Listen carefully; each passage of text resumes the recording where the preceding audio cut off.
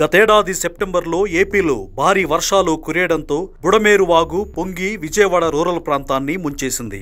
వరద బాధితులను ఆదుకునేందుకు వైసీపీ అధ్యక్షుడు జగన్ ₹1 కోటి విరాళాన్ని సెప్టెంబర్ 3వ తేదీన ప్రకటించారు.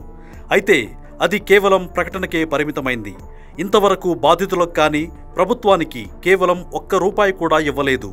నిజమైన బాధితులకు నేరుగా సహాయాన్ని అందిస్తామని చెప్పారు. దీనిపై పార్టీ నేతలతో సమీక్ష కూడా నిర్వహించారు. ఆ తర్వాత అంతే సంగతులు.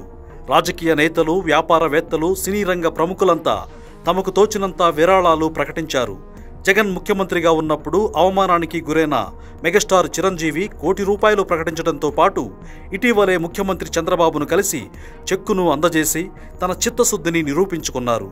2020లో జగన్ ప్రభుత్వం 198 పనులను రద్దు చేసింది.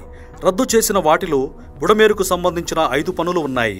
బుడమేరు బెజవాడను ఎప్పుడైనా ముంచే అవకాశం ఉందని గ్రహించిన చంద్రబాబు డైవర్షన్ ఛానల్ పనులను 80% పూర్తి చేశారు.